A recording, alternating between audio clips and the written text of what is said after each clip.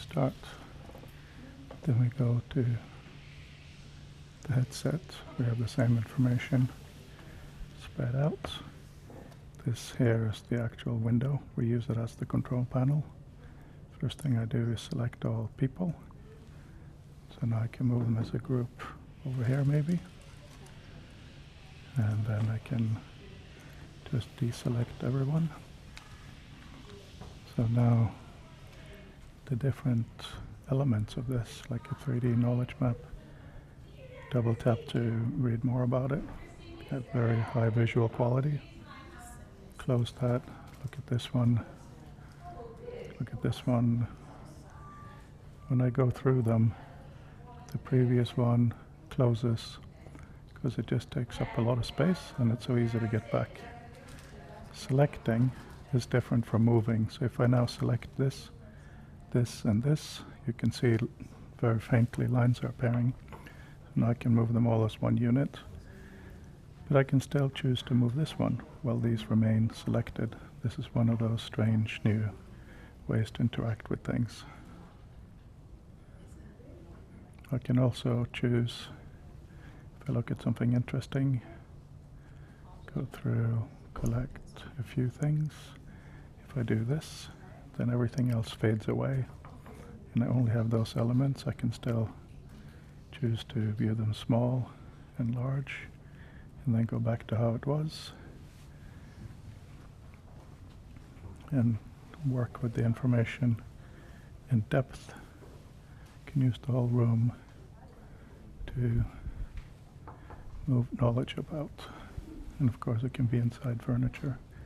The magic starts to happen when you go inside it, like this.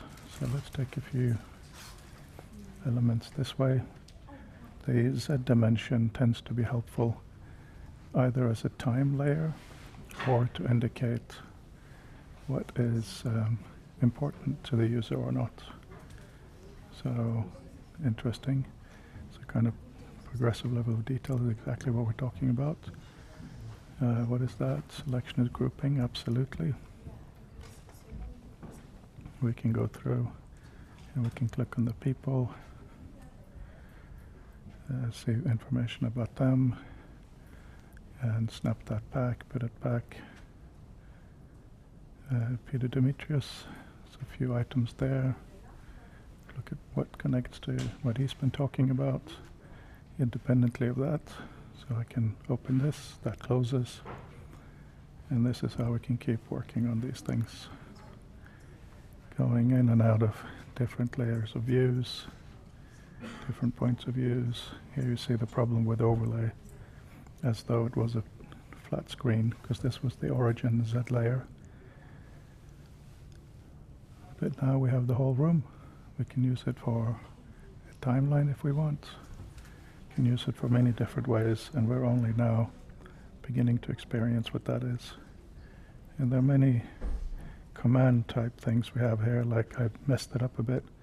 So now I just do select all persons, they're selected again. Then I can start playing with layout, right, layout, even in depth. Start moving them into different configurations.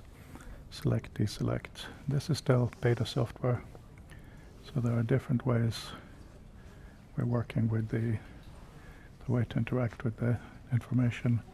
But of course, the point of it all, with having knowledge this big in space and this easily interactable, is to augment our intelligence.